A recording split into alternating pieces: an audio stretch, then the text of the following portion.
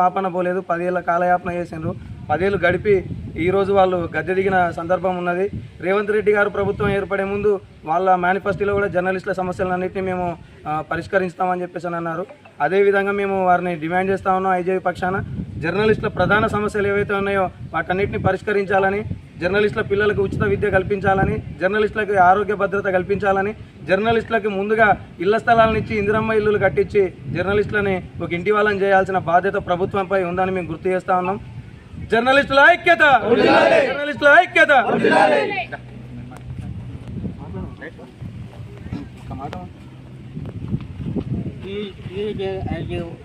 ఆధ్వర్యంలో ఈరోజు బయ్యారం మండల తహసీల్దార్ కార్యాలయంలో ధర్నా నిర్వహించాం. ఈ ధర్నాని జర్నలిస్టుల సమస్యలు పరిష్కరించాలని, జర్నలిస్టుల యొక్క ముఖ్య ఉద్దేశం ప్రతి అర్హునికి జర్నలిస్ట్ కార్డు మంజూరు చేయాలని, ప్రైవేటు విద్యాసంస్థల్లో జర్నలిస్టు పిల్లలకు ఉచిత విద్య ఇవ్వాలి, అలాగే కార్పొరేట్ స్థాయిలో వైద్యం అందించాలని జర్నలిస్టుల పక్షాన ఈరోజు నిలిచిపక్షం ఇవ్వడం.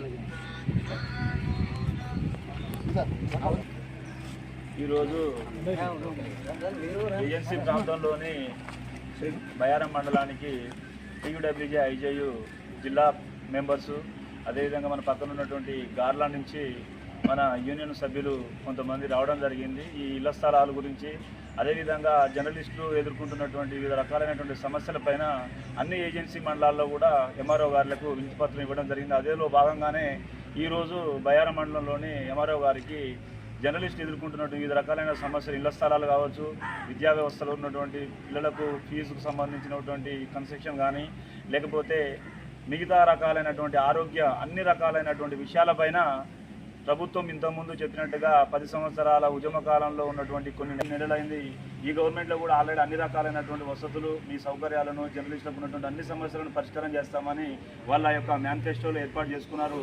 అదేవిధంగా వాళ్ళు ఇచ్చినటువంటి హామీ మేరకు మిగతా వాళ్ళకి అందరికీ కూడా అన్ని రకాలైన హామీలు ఎలా అయితే నెరవేరుతున్నాయో ఈ ఏజెన్సీ ప్రాంతంలో ఉన్నటువంటి కానీ మిగతా జర్నలిస్టులు అందరి సమస్యలను కూడా త్వరితగతిన పూర్తి చేసి అర్హులైన అందరికీ కూడా ఇళ్ల స్థలాలు, అదేవిధంగా విద్యా విషయాలలో పిల్లలకు, లేకపోతే ఆరోగ్య విషయంలో కుటుంబ సభ్యులందరికీ కూడా మంచి అవకాశాలు ప్రభుత్వం ఇస్తూ ఈ జర్నలిస్టుల యొక్క ఐక్యతను చాటి చెప్తూ అందరికీ కూడా మంచి జరిగే విధంగా ప్రభుత్వం చేస్తుందనేటువంటి ఆశాభావాన్ని వ్యక్తం చేసి ఈరోజు ఈ యొక్క వినతి పత్రాన్ని ఇక్కడ బయ్యారం మండలం ఎంఆర్ఓ గారికి వినతి పత్రం ఇవ్వడం జరిగింది.